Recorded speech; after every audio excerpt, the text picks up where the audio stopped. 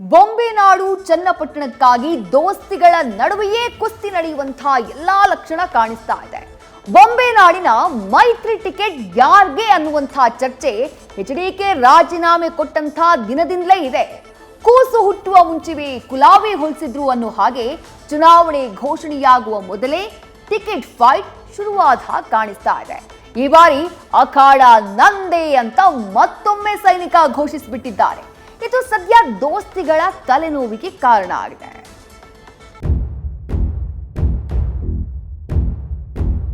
ಚನ್ನಪಟ್ಟಣ ವಿಧಾನಸಭೆಯ ಏನು ಉಪಚುನಾವಣೆಗೆ ಒಬ್ಬ ಪ್ರಬಲ ಆಕಾಂಕ್ಷಿ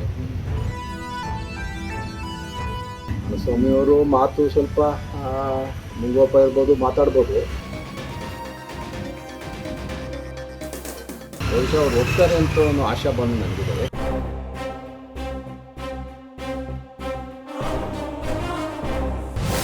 ಚನ್ನಪಟ್ಟಣ ಮಿನಿ ಸಮರಕ್ಕೆ ರೆಡಿಯಾಗಿರುವ ರಣರಂಗ. ಕುಮಾರಸ್ವಾಮಿ ಸಂಸದರಾಗಿ ಕೇಂದ್ರ ಸಚಿವರಾದ ಹಿನ್ನೆಲೆ ತೆರವಾದ ಕ್ಷೇತ್ರಕ್ಕೆ ಮರು ಚುನಾವಣೆ ನಡೆಯಲಿದೆ. ಇನ್ನೇನು ಚುನಾವಣೆ ಘೋಷಣೆಯಾಗಬೇಕಿದೆ. ಆದ್ರೆ ಆಗಲೇ ಚುನಾವಣೆಯ ಕಾವು ಹೆಚ್ಚಾಗ್ತಾ ಇದೆ. ಬೆಂಗಳೂರು ಗ್ರಾಮಾಂತರದ ಲೋಕ ಕದನದಲ್ಲಿ ಡಿಕೆ ಸುರೇಶ್ ಸೋಲಿಗೆ ಸೇಡು ತೀರಿಸಿಕೊಳ್ಳಲು ಡಿಕೆಶಿ ಕ್ಷೇತ್ರಕ್ಕೆ ಇನ್ನಿಲ್ಲದಂತೆ ಓಡಾಡ್ತಿದ್ದಾರೆ. ಆದ್ರೆ ಇತ್ತ ಕಮಲ ದಳ ದೋಸ್ತಿಗಳು ಮಾತ್ರ ತಮ್ಮ ಜಟ್ಟಿಯನ್ನ ಘೋಷಿಸಲು ಮೀನಾಮೇಷ ಎಣಿಸುತ್ತಿದ್ದಾರೆ. ಈ ನಡುವೆ ಸೈನಿಕ ಅಖಾಡಕ್ಕೆ ನಾನೇ ಕಲಿ ಅಂತ ಹೇಳ್ತಿದ್ದಾರೆ.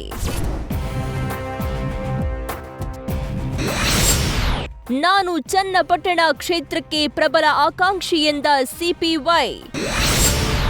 ಕುಮಾರಸ್ವಾಮಿಗೆ ಸ್ವಲ್ಪ ಮುಂಗೋಪ, ಆದ್ರೂ ಒಪ್ಪುವ ವಿಶ್ವಾಸ. ಚನ್ನಪಟ್ಟಣಕ್ಕಾಗಿ ದೋಸ್ತಿಗಳ ನಡುವೆಯೇ ಟಿಕೆಟ್ ಗುದ್ದಾಟ ಶುರುವಾಗುವ ಲಕ್ಷಣ ಕಾಣಿಸ್ತಾ ಇದೆ. ಯಾಕಂದ್ರೆ ತಾವೇ ಸ್ಪರ್ಧೆಗೆ ಇಳಿಯಲು ಸೈನಿಕ ಪಣ ತೊಟ್ಟಿದ್ದಾರೆ. ಕುಮಾರಸ್ವಾಮಿ ವಿರುದ್ಧ ಕಳೆದ ವಿಧಾನಸಭೆ ಚುನಾವಣೆಯಲ್ಲಿ ಚನ್ನಪಟ್ಟಣ ಕ್ಷೇತ್ರದಿಂದ ಪರಾಭವಗೊಂಡಿದ್ದ ಸಿಪಿ ಯೋಗೇಶ್ವರ್ ಮತ್ತೆ ಸ್ಪರ್ಧೆಗೆ ಮುಂದಾಗಿದ್ದಾರೆ. ಕಳೆದು ಹೋದ ಜಾಗದಲ್ಲೇ ವಸ್ತುವನ್ನ ಮರಳಿ ಪಡಿಬೇಕು ಅನ್ನೋ ನಿಟ್ಟಿನಲ್ಲಿ ನಾನು ಚನ್ನಪಟ್ಟಣ ಕ್ಷೇತ್ರಕ್ಕೆ ಪ್ರಬಲ ಆಕಾಂಕ್ಷಿ ಎಂದಿದ್ದಾರೆ. ನನಗೆ ಸ್ಪರ್ಧೆ ಮಾಡುವಂತೆ ಜನ ಕೂಡ ಒತ್ತಡ ಹಾಕ್ತಿದ್ದಾರೆ ಅನ್ನೋ ಮೂಲಕ ನಿಲ್ಲೋ ಸುಳಿವು ನೀಡಿದ್ದಾರೆ. ಚನ್ನಪಟ್ಟಣ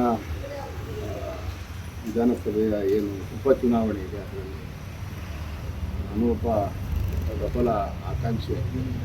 ಅವ್ರು ತೆರವಾದ ಮೇಲೆ ಸ್ವಾಭಾವಿಕವಾಗಿ ನನಗೆ ಬಿಟ್ಕೊಡ್ಬೇಕು ಅನ್ನೋದು ನನ್ನ ವಾದ ಮತ್ತು ನನ್ನ ಕ್ಲೈಮ್ ಕೂಡ. ನೋಡೋಣ ಅವರು ಮತ್ತು ನಮ್ಮ ಪಕ್ಷದ ವರಿಷ್ಠರು ಏನು ತೀರ್ಮಾನ ಮಾಡ್ತಾರೆ. ಕುಮಾರಸ್ವಾಮಿಯವರು ಮಾತು ಸ್ವಲ್ಪ ಮುಂಗೋಪ ಇರ್ಬೋದು, ಮಾತಾಡ್ಬೋದು. ಬಹುಶಃ ಅವ್ರು ಹೋಗ್ತಾರೆ ಅಂತ ಒಂದು ಆಶಾ ಬಂದು ನನಗಿದೆ. ಯಾಕಂದರೆ ನೋಡಿ, ಅವ್ರನ್ನ ಇವತ್ತು ಭಾಳ ವಿಶ್ವಾಸ ಇಟ್ಟು ನಮ್ಮ ಪಕ್ಷದ ವರಿಷ್ಠರು ಕೇಂದ್ರದ ಸಚಿವರನ್ನಂಗೆ ಮಾಡಿದ್ದಾರೆ.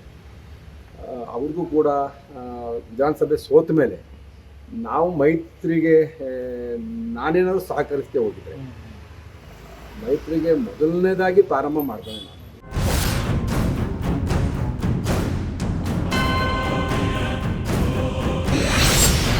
ಎನ್ಡಿಎ ಟಿಕೆಟ್ ಸಿಗದಿದ್ರೆ ಸ್ವತಂತ್ರವಾಗಿ ಸ್ಪರ್ಧೆ ಮಾಡ್ತೀನಿ.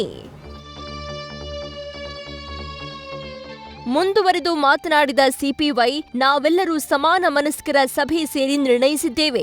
ಜೆಡಿಎಸ್ ಜೊತೆ ಬಿಜೆಪಿ ಮೈತ್ರಿ ಮಾಡಿಕೊಳ್ಳದೇ ಇದ್ರೆ ನಮ್ಮ ಭಾಗದಲ್ಲಿ ಜೆಡಿಎಸ್ ಕತೆ ಏನಾಗ್ತಾ ಇತ್ತು. ಎರಡು ಪಕ್ಷಗಳ ಒಮ್ಮತದ ಅಭ್ಯರ್ಥಿ ನಾನೇ ಆಗುವ ವಿಶ್ವಾಸ ಇದೆ. ಅದಕ್ಕಾಗಿ ಇವತ್ತು ದೆಹಲಿಗೆ ತೆರಳಿ ವರಿಷ್ಠರ ಭೇಟಿಯಾಗಿ ಮಾತನಾಡ್ತೀನಿ ಅಂತ ಹೇಳಿದ್ದಾರೆ. ಒಂದು ವೇಳೆ ಟಿಕೆಟ್ ಸಿಗದಿದ್ರೆ ಪಕ್ಷೇತರವಾಗಿ ಸ್ಪರ್ಧಿಸುವುದಾಗಿಯೂ ಹೇಳೋ ಮೂಲಕ ಟಿಕೆಟ್ ಬೇಕೇ ಬೇಕು ಅನ್ನೋ ಸಂದೇಶ ರವಾನಿಸಿದ್ದಾರೆ.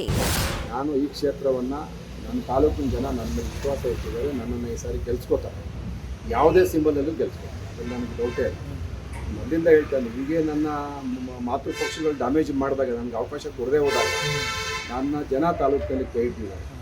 ಹಾಗಾಗಿ ಚುನಾವಣೆ ಸ್ಪರ್ಧೆ ಮಾಡಬೇಕು ಅಂತೇಳಿ ನಮ್ಮ ಸಮಾನ ಮನಸ್ಕಾರ ವೇದಿಕೆ ಅಂತೇಳಿ ನಮ್ಮ ತಾಲೂಕಿನ ರಾಜಕೀಯತರೆಲ್ಲ ಸೇರಿಕೊಂಡು ಒಂದು ವೇದಿಕೆ ಮಾಡ್ಕೊಂಡಿದ್ದಾರೆ. ಅವರೆಲ್ಲ ಇವತ್ತು ಹೇಳ್ತಾ ಇದ್ದಾರೆ, ಇಲ್ಲ ನೀವು ಸ್ಪರ್ಧೆ ಮಾಡಬೇಕು ಅಂತ. ನೋಡೋಣ, ಅಲ್ಲಿ ಕುಮಾರಸ್ವಾಮಿ ಅವ್ರ ಮನಸ್ಸು ಬದಲಾಯಿಸ್ಬೋದು. ಅವ್ರು ಒಪ್ಕೊಂಡ್ರೆ ಸಂತೋಷ, ಒಪ್ಕೊಂಡಿದ್ರೆ ನೋಡೋಣ ಮುಂದೊಂದು ದಾರಿ. ನಾನು ಟಿಕೆಟ್ ಸಿಗದೆ ಹೋದೆ ಸ್ವತಂತ್ರವಾಗಿ ಸ್ಪರ್ಧೆ ಮಾಡಿ ಮತ್ತೆ NDA ಭಾಗವಾಗಿರಬೇಕು ಅಂತಲೇ ಅನ್ಕೋತೀನಿ. ನೋಡೋಣ ಮುಂದೆ ಏನೇನು ಯಾವ ಥರ ತಿರುವು ತಗೊಳ್ತಾರೆ ರಾಜಕಾರಣ ಹೇಳಿದ್ ಬರಲ್ಲ.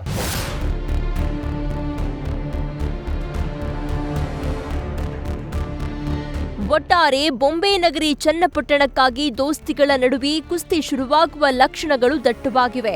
ಸಿಪಿವೈ ಹಾಗೂ ಕುಮಾರಸ್ವಾಮಿಯ ಪುತ್ರ ನಿಖಿಲ್ ನಡುವೆ ಟಿಕೆಟ್ಗಾಗಿ ಫೈಟ್ ಶುರುವಾಗಲಿದೆ. ಒಂದು ವೇಳೆ ಟಿಕೆಟ್ ಸಿಗದೆ ಸಿಪಿವೈ ಸ್ವತಂತ್ರವಾಗಿ ಸ್ಪರ್ಧಿಸಿದ್ದೇ ಆದಲ್ಲಿ ಇದು ನಿಖಿಲ್ ಮೇಲೆ ಪರಿಣಾಮ ಬೀರುವುದರಲ್ಲಿ ಅನುಮಾನವೇ ಇಲ್ಲ. Ganapati political bureau, news first. News first ನಿರ್ಭೀತಿಯಿಂದ ನಿಮ್ಮ ಪರವಾಗಿ.